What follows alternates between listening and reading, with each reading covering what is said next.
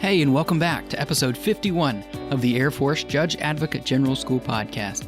This is part 2 of a 2-part interview with Major Alan Serrano about the First Amendment in the military.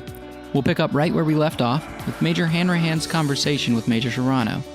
If you missed part 1, I highly recommend going back and listening to episode 50 now to get yourself caught up. All right, let's get started. So moving on to one other area that we wanted to talk about today, which is freedom of association. Freedom of association, which is another element under First Amendment. And obviously, more recently, Black Lives Matter has been at the forefront, and hate and extremist groups has also been at the forefront on what military members can or cannot do from a freedom of association standpoint while working at the office, so to speak, or even on their own personal time. Could you speak to this a little bit? Yeah, so we had a lot of questions that came up over the last year and a half or so that I've been doing the instruction on the First Amendment in the military while here at the JAG school. I've had to go back and review a lot of the rules, and a lot of them are really pretty clear-cut. So when it comes to an organization that might be having a protest activity, military members can go to a protest activity so long as they're not in uniform, not on duty. So they could wear their shirt, they can bring a sign, but they can't generally lead the organization, and they have to be careful about making sure that whatever they're doing is still within compliance of our other rules and the UCMJ. Military members also have to keep in mind, though, that if a protest that they went to was sanctioned, that they could go there because there's no expectation of violence, but violence begins to break out or other lawlessness starts, they need to leave, because they cannot participate in that type of activity. And so if something starts to go sideways, a military member needs to get out of there, because we know that not only will it be newsworthy if they were apprehended or involved in something inappropriate, they jeopardize and discredit the whole entire service, right? And that's a big concern for a lot of commanders. But can they participate and express themselves in a protest? They can, so long as they follow those guidelines. Now, other groups, though, that we can't be parts of, we have listed out in the DoD directive, as well as AFI 51508, and those are traditionally 3 different groups. Those are criminal gangs, hate groups, and extremist organizations. All 3 of those have definitions in the AFI that explains what we mean by those. The big one in the news recently, I guess most recently, has been extremist organizations. And a lot of folks have asked me about this. And they ask the commanders about this all the time. One of the big things that I've commonly heard or read online has been kind of this mischaracterization as to what is the definition of an extremist organization or extremist doctrine. So I'm going to read from the AFI because it's pretty clear in the AFI. But it's not limited to a common belief, which might otherwise be politically or socially acceptable, but that espouses the use or threat of force or violence to obtain their goals. So really, I think when we talk about what is an organization that we can't be a part of, particularly for extremists, extremism is characterized by violence. That's really the line we're drawing. And, the definitions of these are in the AFI. Military members are to reject participation in any of these 3 types of organizations, criminal gangs, hate groups, or extremist organizations. And they can be punished if they're actively involved or actively participating in such a group. Now, a lot of people have asked me, what is an extremist organization? Like, which group is it? Can you give me a list? That's really hard. There are definitely some groups that when you look at the definition, right, do they espouse or do they threaten to use violence? Yes, you can say for sure, because in their charter, it's in what their leadership says. Yes, this is an organization that is clearly an extremist organization because at the core of their identity is this threat of violence. But others are more difficult, and a lot of extremist activity is online, which is extremely fluid. So I often tell commanders, don't worry about so much the labels that we're using of the organizations, worry about the behaviors we're seeing or the behaviors they're advocating for. And that's really how you'll know if this is a group that either has an opinion that we disagree with, but they're not advocating for violence, or if they've crossed that line and we can categorize it as extremist activity because they are advocating for or actually using violence to accomplish their goals. I really think that line is clear. The threat or use of violence is a big one. A common example I give to a lot of folks who are struggling with this is the Unabomber. People, I think, get wrapped up about what is extremist activity, is my political ideology or belief considered extremist? And the answer there is no. Your ideology or belief, as the AFI says, is not going to be determined to be an extremist belief or ideology. Does the ideology or belief, is that group or that individual advocating to use violence to accomplish those goals? And so the Unabomber is a perfect example because he had certain beliefs about society and technology, which is, neither really here nor there on the political spectrum, but he had these beliefs. Had Ted Kaczynski actually just had maybe a forum at a university, published a paper, his beliefs, not a problem, right? He's entitled to those. But he decided the best way to get his message across was to mail bombs to people. Well, there you go, right? There's the violence. And so by having a certain set of beliefs, not an issue, crossing that threshold to violence or using violence, that's the problem. That's clearly extremism. And that's the way we apply the AFI and its definitions. Again, thank you for fielding those questions. And I know we're just kind of just dabbing into some of these a little bit with freedom of association, but there's a lot more there. And those were just some of the topics that have come up more recently. The last area that I wanted to talk about briefly was freedom of religion. And I know this is an area that you've spoken about in detail. Could you offer maybe just a quick overview on this and kind of where we're at today in 2021 and beyond with maybe some of the hot button issues in freedom of religion? Freedom of religion is another hot topic that people love to ask us about, and JAGs often are asked about where the limits are for freedom of religion in regards to the First Amendment. And so the military has a duty to ensure that we do not try to establish any official religion and that we don't prohibit or discriminate against difference or faith or non-belief or non-faith. And so we kind of strike this really fine line because we're trying to be inclusive of all airmen, which is what we should be doing. We go to great lengths to make sure commanders understand this and that we're not giving this appearance of an atmosphere where someone's religious beliefs are either going to be favored or held against them. So that's a big thing in the service. There are lots of outside groups that would prefer us to have no religion in the Air Force or the DoD. And there are a lot of outside groups who believe we need more religion, right? You can take your pick. The big thing for a lot of military members is to realize that any religious freedom issue or religious establishment issue is generally something that we can resolve by going to our subject matter experts. So we have a very strong relationship here at the JAG School with the Chaplain School right across the street. The Chaplains Corps is a subject to commanders and military members on religious issues. And JA, your judge advocates, are also available for these constitutional law issues. And we often team with them in many of these areas when we have to resolve a religious expression or establishment issue. A very common issue right now that comes up and people ask about is religious accommodations. Can a member grow a beard if it's required by their religion? Can they serve in this capacity? And we follow what we apply is the Religious Freedom and Restoration Act. And we look at, does the military's restriction on certain religious activities, are we going to substantially burden your practice of your faith? Or are we going to force you to do something that your faith does not allow you to do? And so when you look at this analysis, it's actually been codified in our uniform reg, Air Force Instruction 362903, for these religious accommodations for certain headwear and uniform items that might be brought up by a military member. You'll see that in there, we have a pretty good program that we are generally going to accommodate unless the mission prohibits that. And so, for example, you will often see in the religious accommodation memo that the person receives granting their accommodation that they can express their religious preference through, let's say, growing a beard if required by their religion. But if they're ever in a situation where the military mission requires them to don, let's say, a gas mask that would be inhibited by a beard, then they're going to have to shave. Once they are no longer in the condition where they need to don that gas mask, they'll be allowed to grow their facial hair back out.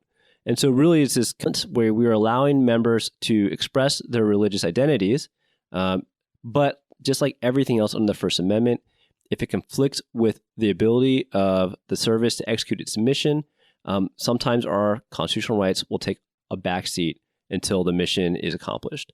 And that's a great one that you can see. The same thing for religious headgear. In the Air Force, we have rules about what you can wear on the flight line.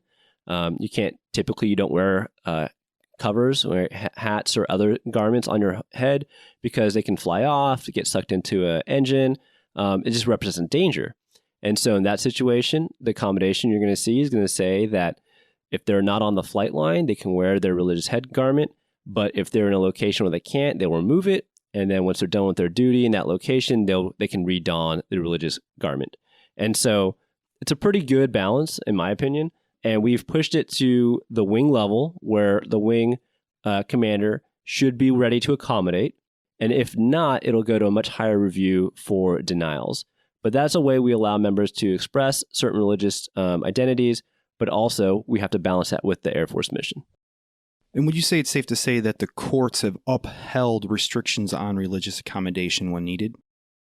Yes. And so kind of this whole idea of the First Amendment in the military, there's often deference to the military when we have these legitimate military interests.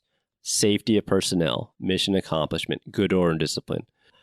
For religious accommodation requests specifically, one of the best case that we can look at right now was a Court of Appeals for the Armed Forces, a CAF case, which was the Sterling case out of the Marine Corps, some disrespectful actions against her superiors.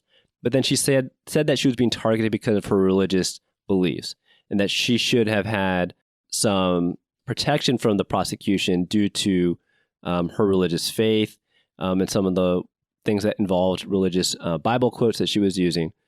But in that case, the court upheld the military's conviction, and really because we have a process. And when you look at religious accommodation issues, we expect everyone to go through the process. They must first ask for an accommodation. Then we have a chaplain do an interview to establish the depth of their conviction, whether this is a legitimate religious request or maybe it's not legitimate, maybe it's for some other purpose. The chaplain gives a great report on that. The legal office weighs in. We talk to the commander weighs in, and then it goes up to their senior leadership at the wing level. And so if we're going to have someone who receives religious accommodation, we usually have to go through all these steps first. And so when it's challenged later, often deference will be given to the command, so long as that legitimate military interest was met, and we weren't doing this to target them or be abusive in our authority.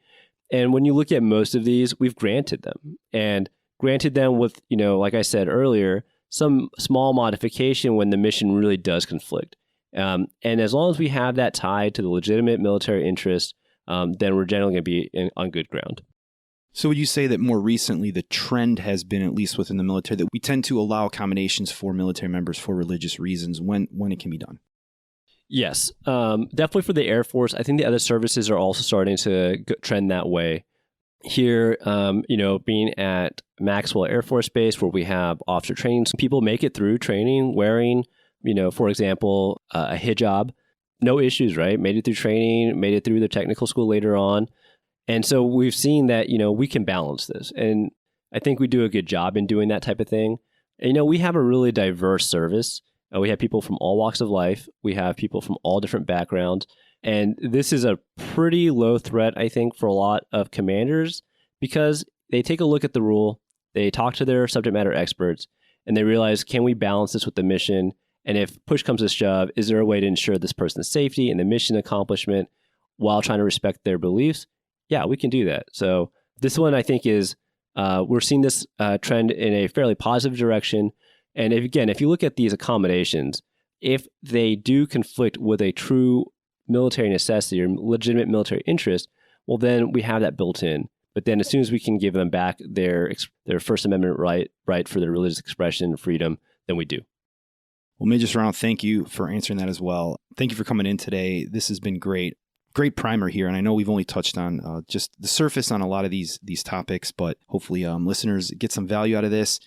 So I just have two final questions. One is, could you offer any potential resources where listeners can learn more about what we discussed today? Yes. So I would definitely recommend, particularly for Air Force members, to check out AFI 51508 and AFI 362903 to look at some of the things we talked about. I mentioned the DoD guidance as well earlier. There's a lot of great primers out there, though, just Googling military speech, First Amendment in the military. And so you can see kind of these general rules where they fall. And a lot of these cases are pretty famous, like the cases I mentioned. If you just Google them, I think they even have Wikipedia pages, which is not for every case, right? But these cases, because they're Supreme Court rulings, they do have even just a primer on Wikipedia. That's a great place to get interested in, get your information if you're just interested in it. Great. And once we get our website fully functioning, we will add some of these resources to this episode.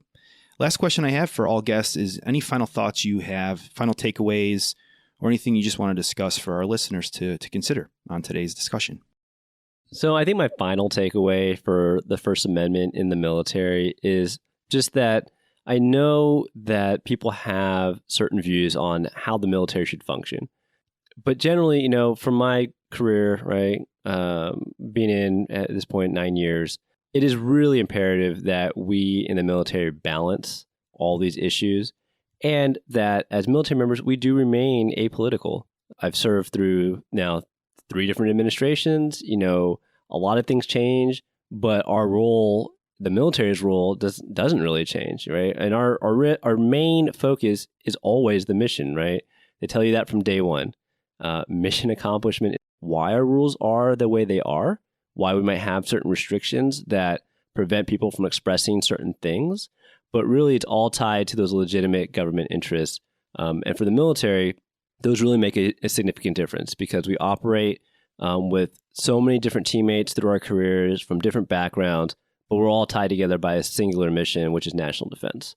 And so while people can discuss and debate, which I definitely encourage, sometimes it's helpful just to understand where we're starting from. And really, that comes to us from the mission.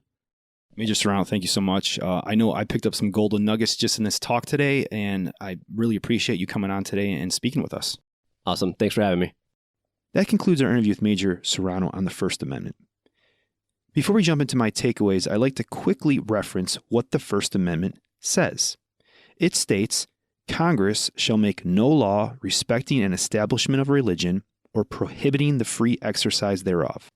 It states, Congress shall make no law respecting an establishment of religion or prohibiting the free exercise thereof, or abridging the freedom of speech, or of the press, or of the right of people peaceably to assemble and to petition the government for a redress of grievances.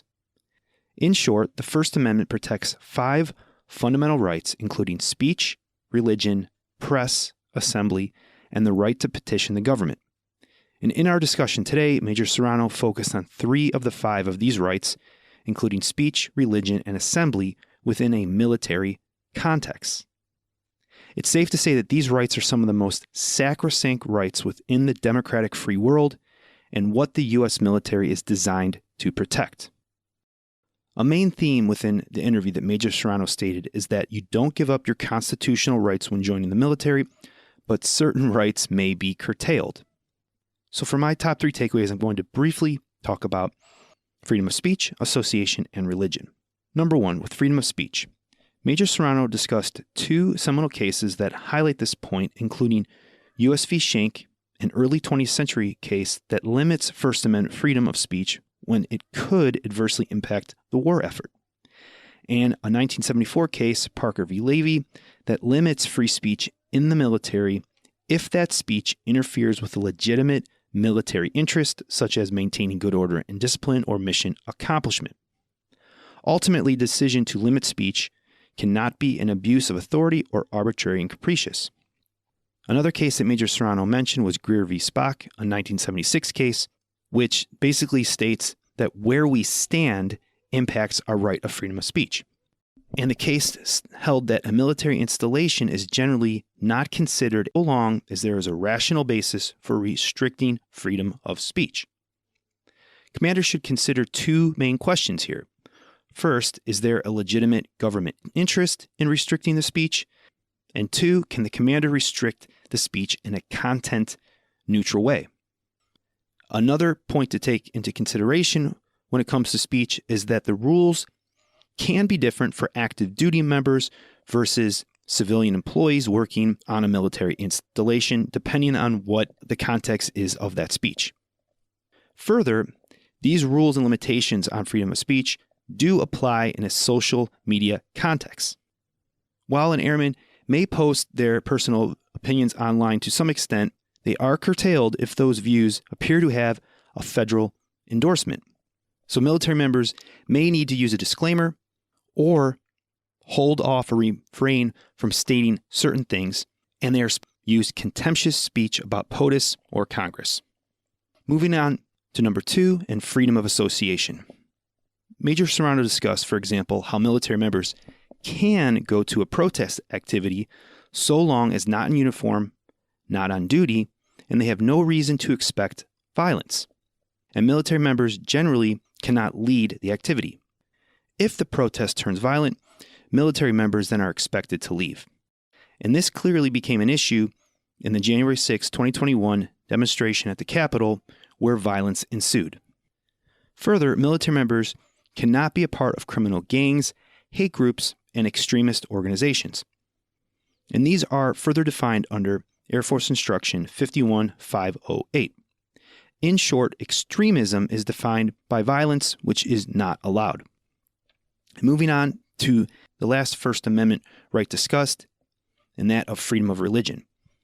The First Amendment precludes the military from establishing an official religion or discriminating against one's religious beliefs or non-beliefs.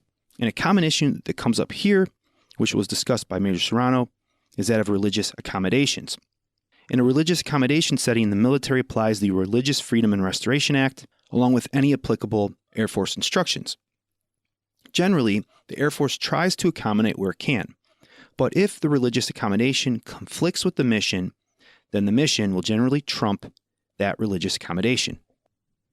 In closing, how these constitutional rights are curtailed within a military context often come down to analysis of the specific facts and circumstances. And this is where judge advocates can truly make a difference in assisting their command in evaluating the specifics of a case. Thank you for listening to another episode. If you like this episode, please let us know by leaving a review on Apple Podcasts, Spotify, or your favorite podcast platform, and consider subscribing to the show. We'll catch you on the next episode. Thank you for listening to another episode of the Air Force Judge Advocate General's Reporter Podcast. We welcome your feedback. Please subscribe to our show on iTunes or Stitcher and leave a review. This helps us grow, innovate, and develop an even better JAG Corps. Until next time. Nothing from this show or any others could be construed as legal advice. Please consult an attorney for any legal issue. Nothing from this show is endorsed by the federal government, Air Force, or any of its components. All content and opinions are those of our guests and host. Thank you.